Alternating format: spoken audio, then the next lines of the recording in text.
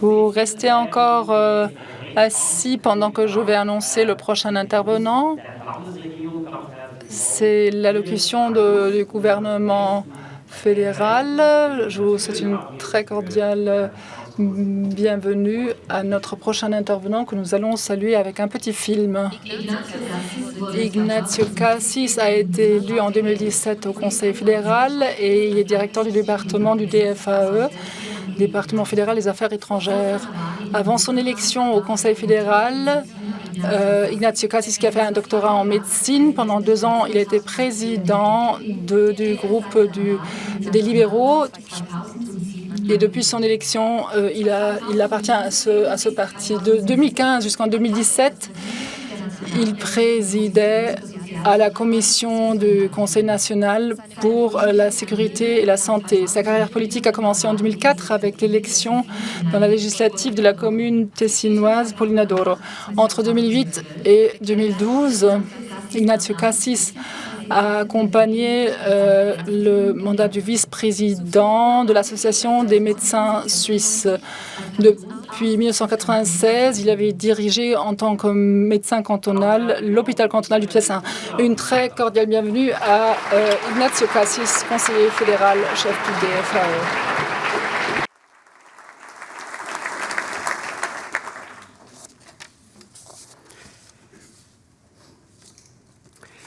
Grazie mille, signor Gredi, per questa scheda introduttiva, signor Presidente di Economie Suisse, caro Christoph Meder, signora Consigliera Federale Metzler-Arnott. Es freut mich immer wieder, dich zu sehen. C'est toujours avec plaisir que je vous revois, cher président du conseil local, chers conseillères nationaux, Madame la conseillère d'État, Herzog, Monsieur Juillard. J'assume que vous êtes ici dans cette salle. Madame secrétaire de l'État que j'ai vue tout à l'heure, chers membres du Conseil d'État, chers représentante de l'économie. Ce n'était pas encore mon discours. C'est au nom du Conseil fédéral qu'il m'était un honneur de vous adresser la parole aujourd'hui et de vous transmettre les meilleurs vœux et surtout les remerciements du Conseil fédéral. Le Conseil fédéral est fier de l'économie suisse et surtout aujourd'hui. Depuis le début de cette pandémie, vous avez fourni preuve de votre valeur. Ce n'est pas par hasard que la Suisse est sortie rapidement de la crise. Les pronostics, les prévisions sont optimistes. C'est donc grâce à votre résistance, à votre résilience, à votre conscience pour la responsabilité également par rapport à vos collaborateurs, collaboratrices, notre pays a pu maîtriser la crise, surtout en comparaison internationale. Notre thème d'aujourd'hui constitue un thème à la fois important et complexe, la durabilité. Et comme j'ai dit, vous êtes résilient, vous êtes responsable, mais est-ce que vous êtes également durable? J'ai pris beaucoup de plaisir à ce thème choisi pour aujourd'hui. Comme nous avons également entendu de ce panel, la durabilité importe également pour l'État et surtout pour mon département. Il y a les 3 dimensions, l'écologie, le social et l'économie. Il y a donc ces 3 dimensions qui dépendent les unes des autres. L'écologie et la responsabilité sociale exigent une perspective à long terme. Cette perspective qui peut seulement exister si on arrive également à satisfaire les besoins économiques à court terme. C'est donc à la fois le défi et l'opportunité. L'économie produit donc des revenus durables. La redistribution des fonds n'est pas durable. C'est pourquoi nous investissons dans l'aide au développement pour générer des revenus et surtout pour créer des perspectives pour les jeunes. L'économie aujourd'hui doit respecter des aspects sociaux et écologiques. Il y a l'initiative de la responsabilisation des sociétés qui a été rejetée et ce rejet mineur nous a montré que perception is reality. Aujourd'hui, la société s'attend à ce que les sociétés siégées en Suisse respectent les droits humains, respectent l'environnement et créent des postes de travail respectueux de bonnes conditions de travail. Voici donc votre responsabilité comme entrepreneur. Vous avez vu les résultats du sondage, mais vous n'êtes pas seul. Il y a également l'État qui doit agir. L'État doit créer les conditions cadres pour que vous puissiez travailler de manière efficace, écologique et durable.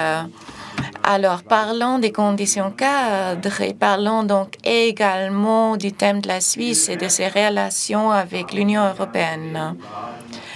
Tous les jours, nous échangeons des marchandises avec la zone européenne d'une valeur d'1 milliard de francs suisses, un chiffre impressionnant.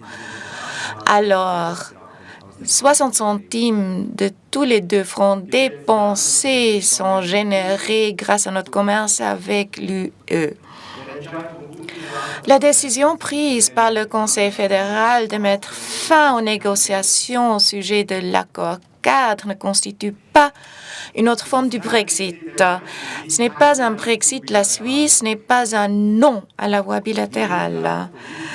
L'UE va rester notre partenaire de commerce le plus important et pour les Européens, la Suisse va rester un partenaire de commerce avec un bilan de commerce positif de 20 millions de francs suisses. Il y a donc plus que 100 conventions qui nous donnent un cadre, même sans accord cadre. Mesdames et messieurs, depuis que j'ai assumé ma fonction en 2017, je me suis toujours engagée en faveur de l'accord cadre et depuis 2018, j'étais tout à fait fière d'avoir un premier projet. J'ai toujours vraiment apprécié votre soutien et j'aimerais vous en remercier aujourd'hui. Tous mes remerciements. Mais ces derniers mois, j'ai également dû constater que l'affiliation, l'attachement à l'UE aurait été difficile. Les coûts auraient été trop élevés, les avantages mineurs. Le Conseil fédéral vise toujours à bien régler les rapports avec l'Europe grâce à la voie bilatérale, c'est-à-dire l'accès au marché doivent s'appliquer à l'avenir. C'est ancré selon les droits internationaux. Mais n'oublions pas le suivant. Nous restons statiques par rapport à ces relations, c'est-à-dire il faut le consentement des deux parties pour continuer sur ce chemin. Il y a également les conventions de coopération qui n'entrent pas dans le même domaine comme l'accord cadre, ni dans le même domaine comme les contrats réglant l'accès au marché. Pour le Conseil fédéral, ceci était contre-productif et également inadéquat. Il y a par exemple la Convention de sciences Horizon Europe qui importe beaucoup pour Bâle, par exemple, mais également la Convention Erasmus+ dans le domaine de l'éducation. Le Conseil fédéral vise à l'association dans ces deux domaines. Mais ce n'est pas seulement la Suisse qui doit être en faveur de ceci, c'est également l'Union européenne. Nous parlons donc des accords bilatéraux et non pas unilatéraux. It takes two to tango. Le Conseil fédéral maintenant, après le non à l'accord cadre, le Conseil fédéral a défini une stratégie à 3 phases, à court, à moyen et à long terme. Toutes ces 3 phases auront des impacts et visent à des mesures pour la politique de l'extérieur et de l'intérieur. Première phase, stabilisation de la situation des rapports, des relations avec l'Union européenne et ses membres. Une amélioration de ces rapports pour assurer une meilleure compréhension. En été, j'étais à Bruxelles et j'ai vu le vice-président Aurel comme le commissaire Hahn. Et depuis ce moment, j'ai parlé avec une dizaine des ministres des États membres. Hier, c'était la Roumanie qui a visité Berne. Et maintenant, il faut passer à l'action. Le Conseil fédéral va demander au Parlement la libération de la deuxième contribution suisse à la cohésion de 130 millions par année pendant 10 ans, donc 1,3 milliard de francs. Nous voulons donc progresser et nous devons donc être prêts à faire le premier pas. Nous voulons mettre fin à cette dynamique contre-productive en donnant des impulsions positives à nos rapports. Outre ceci, le Conseil fédéral va faire face à cette politique de pression de l'Union européenne par rapport aux obstacles au commerce. Deuxième phase, phase à moyen terme. C'est donc la méthodologie. Il s'agit de clarifier comment la Suisse et l'Union européenne veulent créer et façonner leur avenir en commun. Le Conseil fédéral a proposé à l'UE le lancement d'un dialogue politique visant à l'élaboration d'un agenda en commun. Jusqu'à maintenant, nous n'avons pas mené un dialogue politique avec la Commission européenne, mais avec tous les États membres.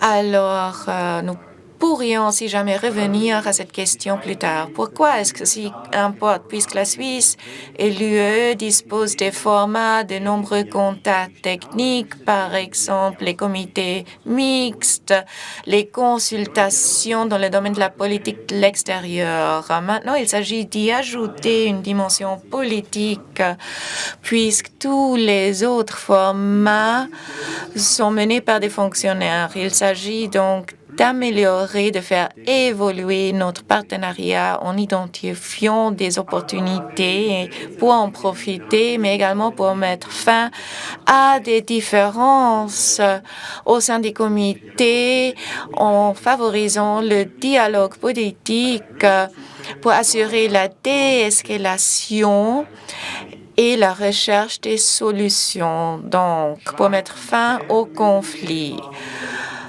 En Suisse, nous devons également mener les dialogues sur ce thème avec les parties prenantes, entre autres avec vous, chers représentants de l'économie. Nous devons nous améliorer par rapport à ceci. Nous devons donc intensifier ce dialogue et en même temps, nous devons le mener en parallèle et non pas de manière consécutive. Ces 3 dernières années, j'ai vécu le suivant. Il y avait le département, il y avait l'économie suisse, compris Suisse, Compass Europe et tous les autres forums et organes et plateformes.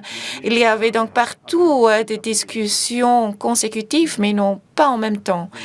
Et on ne s'est pas échangé entre les différents organes et associations, etc. Il faut donc nous améliorer par rapport à ceci à l'intérieur de notre pays.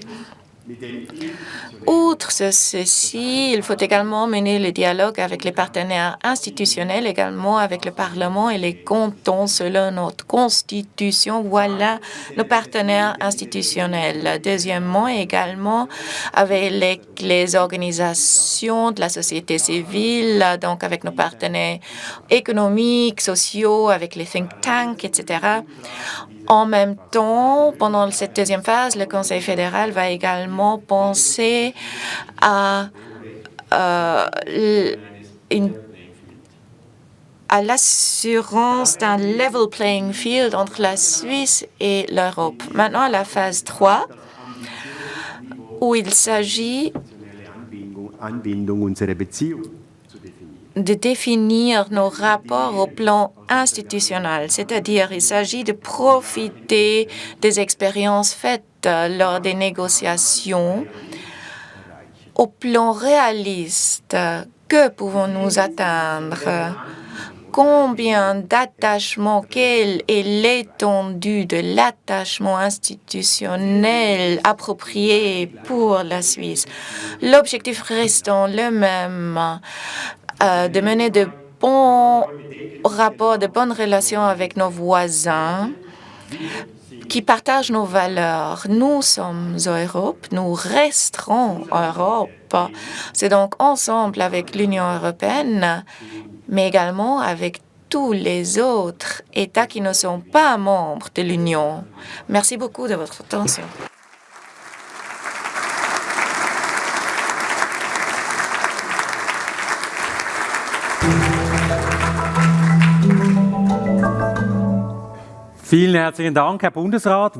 Merci beaucoup, Monsieur le conseiller fédéral.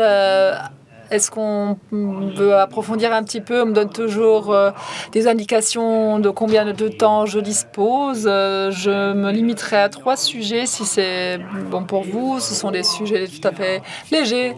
Europe, Chine, coronavirus. Vous êtes d'accord? Commençons par l'Europe. Vous m'avez déjà lancé le ballon, peut-être qu'on peut encore approfondir cela. Le dialogue est important, c'est ce qu'on retient de l'exposé, aussi de vos paroles. En même temps, on est censé proposer de nouvelles définitions de coopération. Est-ce que vous pouvez nous donner encore quelques détails par rapport à cela? Comment doivent se présenter ces coopérations entre nous et le partenaire économique le plus important? Je peux vous répondre à cette question dès qu'on aura un dialogue. On ne peut pas définir des coopérations de façon unilatérale. On peut avoir des idées et les formuler, mais comment la coopération se présente, eh bien, ça doit être trouvé des deux partenaires des deux côtés. Sans dialogue, vous n'allez pas y parvenir. Ce que nous avons pu constater maintenant, c'est une longue histoire, je vais l'abréger. Ces 10 dernières années, les États membres de l'UE ont délégué le sujet des rapports bilatéraux à l'UE.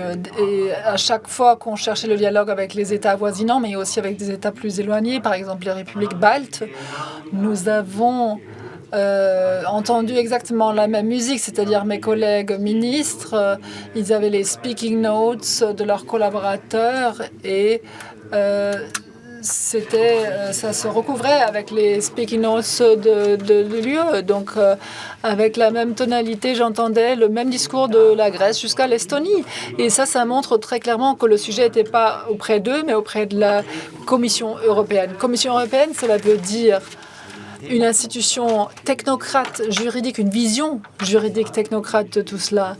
Il manquait la dimension politique. Maintenant, grâce à ce nom du Conseil fédéral, le sujet a ressurgi et maintenant les États membres se retrouvent avec ce sujet sur la table et ils se sont posé la question mais pourquoi ça n'a pas fonctionné? C'était simple, pourquoi la Suisse ne l'a pas pris? Et maintenant, ils sont en train de se demander ce qui n'a pas fonctionné et pourquoi. Et je crois que c'était bien nécessaire pour sortir de cette impasse. Est-ce que je ressens un petit peu d'irritation jusqu'à une frustration éventuellement? Je crois que dans la Commission européenne, on était choqués, on ne s'y attendait pas, même si nous étions d'avis que s'ils avaient bien écouté, ils auraient pu s'y attendre. Nous étions très clairs avec le président du Conseil fédéral au mois d'avril. Mais vous savez comment ça se passe aussi dans les familles. Si on ne veut pas écouter, on est sourd sur une oreille. Et je pense à ma femme. Je n'ai pas posé la question. C'est drôle que parfois on dit les mêmes phrases. Non. Trêve de plaisanterie. Mais c'était comme ça. Et les États membres de l'UE, ils n'étaient pas intéressés par cette écoute. C'était pas leur affaire. Ils avaient tout délégué. Et tous étaient d'opinion. Bon, nous aussi, on a fait nos erreurs, hein, il faut le dire ouvertement. Au bout du chemin, si on ne parvient pas au résultat, les deux côtés ont commis des erreurs. Mais bon, c'est comme ça. On en prend connaissance, on regarde vers l'avenir et on a appris nos leçons. Qu'est-ce qu'on va faire maintenant? Point 1, l'honnêteté. Je crois qu'on ne doit pas à nouveau s'impliquer dans une négociation où nous on définit l'objet de la négociation en tant que ligne rouge. Ça, c'est le problème, pour le dire très brièvement. Deuxièmement, il faut qu'on fasse, qu'on se montre très clair face à l'UE et dire on ne veut pas cette limitation de la liberté de circulation.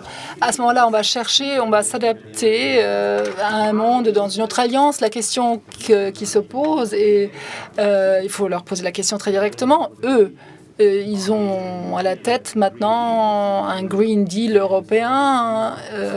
Ils veulent dire Europe is back, mais ils ne sont pas l'Europe. Ils ne sont qu'une partie de l'Europe, une partie qui perd en importance. Le Royaume-Uni n'en fait plus partie. Comment est-ce qu'ils veulent s'affirmer sur le scénario international s'ils ne sont même pas en mesure de faire coopération avec les États qui partagent leurs opinions? Et c'est une question qu'il faut adresser, car peu à peu, on en a assez si le bilan de commerce est positif pour l'Union européenne de 25 milliards de francs. Je crois que les membres de l'UE, si on leur dit cela et on dit « dites-moi où est le problème, qu'est-ce qui vous dérange actuellement ?» Ils disent « oui, on a les libertés, bon, etc., c'est bon. Mais le problème, il est où ?» Et on arrive au bout.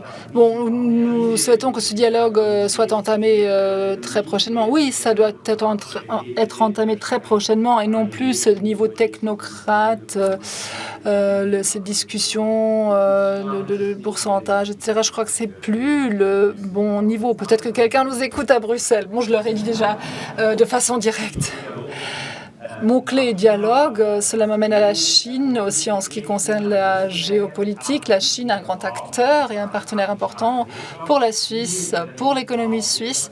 De nombreuses entreprises ont des intérêts économiques et en même temps, nous savons qu'il y a cette situation des droits humains qui est très actuelle, la province Xinjiang, les Ouïghours. Comment faire ce grand écart entre le respect des droits humains et l'intérêt économique des entreprises? C'est justement le dilemme que nous avons tenté d'adresser dans notre stratégie. Comment faire face à ce sujet? Eh bien, en voyant déjà la situation telle qu'elle est, en décrivant le sujet et en dialoguant. Les rapports interétatiques, surtout avec ces différents poids, je dirais, ont des caractéristiques différentes. Et ces caractéristiques, il faut les prendre en considération. On ne peut pas coloniser la Chine, mais on peut leur dire ce qui nous déplaît. Et si on n'est pas les seuls au monde à dire que cela nous déplaît, ça peut déjà aider. Vous pouvez le dire plus... Est-ce que vous le dites de façon suffisamment stricte? Oui. Je crois qu'on ne pourrait pas être plus strict ou plus critique, sauf avec un certain pouvoir. Mais nous sommes depuis 30 ans dans un dialogue sur les droits humains. Eh bien, lors de la dernière visite du ministre, nous avons parlé que pendant la moitié du temps des Ouïghours. Ici maintenant, l'idée naïve de quelqu'un en Suisse serait de dire oui, mais ils n'ont pas changé leur opinion. Désolé, ils n'ont rien compris au monde.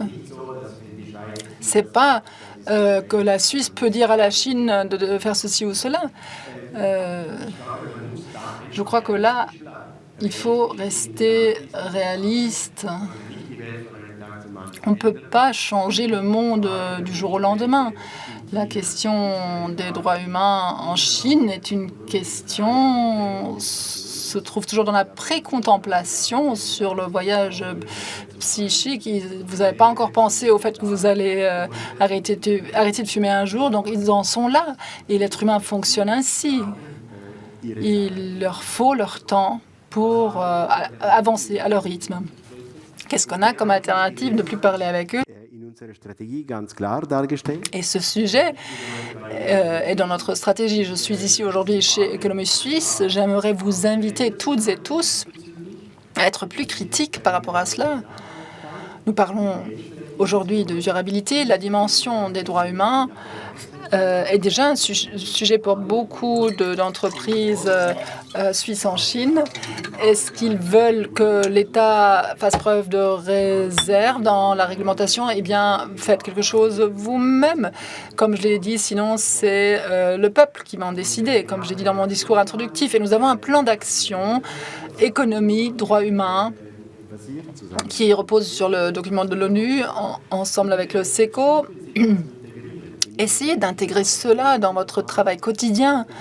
Lisez ce document. Ce n'est pas un outil de marketing, c'est vraiment une manière durable de préparer sa propre entreprise à l'avenir. Corona. Cette semaine, des nouveautés concernant le certificat anti-Covid. L'économie prend connaissance de cela, mais tout le monde n'a pas la même posture face à cette situation. Il y a certains cercles, certaines industries qui se posent la question: est-ce que cela a été vraiment nécessaire? Que répondez-vous à ces voix critiques? Je trouve que cette discussion vise pas suffisamment loin, cette discussion des certificats anti-Covid. Nous avons, disons que la jeune Suisse en 1884, pour la première fois, il s'était fixé une loi sur les pandémies. C'était la première loi qui définissait quelque chose en matière de santé, où la Confédération avait donné cette tâche au canton. Il était clair déjà à l'époque que c'était difficile. Il fallait une vue d'ensemble plus grande. Au cours de ces siècles, nous avons introduit l'obligation de se vacciner et ça nous a fait du bien. On n'avait plus de polio, on n'avait plus de diphtérie. À l'époque, j'étais encore médecin cantonal lorsqu'au Tessin, nous avons éliminé la dernière obligation de vaccination contre la pertussis. Pourquoi est-ce que je vous raconte cela? Parce que, là aussi, il ne faut pas qu'on soit trop gâté par notre situation. Cela n'est pas un acquis qu'on puisse vivre en bonne santé sur cette planète. Et nous disposons de certaines technologies qui s'appellent vaccins, que l'État avait rendu obligatoire pendant 100 ans, justement pour défendre les intérêts communs. Maintenant, nous essayons de trouver une voie avec le certificat Covid pour aboutir encore une fois à la liberté totale pour tout le monde. Et tout le monde n'est pas heureux, c'est ce qu'on voit dans cet écart socio-anthropologique de l'économie qui... pendant 140 ans, où les cantons essaient de repasser le ballon à la Confédération. L'alternative aujourd'hui, ce serait un État, un bon ministre de la Santé qui va aux conférences de presse et qui dit: mesdames, messieurs, fair enough, faites ce que vous voulez. Si les capacités des hôpitaux sont épuisées, on referme tout. Ou alors, on laisse les patients dans les salles d'attente des unités d'urgence. C'est aussi une possibilité. On peut choisir. Mais ce sont ça les conséquences. Ça, il faut se le dire. Et ces conséquences sont basées sur l'évidence. Nous disposons de suffisamment de données pour voir ces choses très clairement. Ça, c'est une possibilité. C'est-à-dire l'État reste très discret, ne s'immisce pas dans ses affaires et la société, dans le doute, ce sont les cantons. l'État, en tant que canton, va s'en occuper. Ou alors, nous essayons de prendre une autre voie et de dire ceux qui assument la responsabilité pour eux-mêmes, mais aussi la responsabilité solidaire de ne pas mettre en danger leurs prochains, eh bien, ils vont se voir réattribuer leur liberté à 100%. Et les autres, ils ont le choix. Ils ne sont pas obligés de se faire vacciner. On ne peut pas les faire vacciner de façon obligatoire, même si c'était une possibilité, et beaucoup d'États en arriveront là, mais ils assument la responsabilité. Ils peuvent pas avoir le gâteau et le manger. C'est difficile et le Conseil fédéral le sait très exactement. Nous en avons discuté longuement et c'est toujours un acte d'équilibre de savoir jusqu'où on va. Une voie intermédiaire telle qu'on l'a choisie maintenant, c'est pour avoir le sentiment que c'est encore supportable et que c'est encore il y a encore une certaine cohésion. Donc, ce sont des objectifs divergents et on est là face à des objectifs conflictuels. Et dans beaucoup d'affaires du Conseil fédéral, on a affaire à ce genre d'objectifs conflictuels et on est obligé de trouver une voie intermédiaire où les 7 personnes qui sont réunies là ont le sentiment qu'il y a encore une certaine cohésion, que ça fonctionne encore. Eh bien, je pense que cela va nous occuper encore pendant quelques semaines, quelques mois. On sent lorsque le conseiller fédéral Cassis parle, on entend aussi le médecin Cassis. Donc, un grand merci à vous, Ignacio Cassis, d'avoir été avec nous aujourd'hui. Merci beaucoup.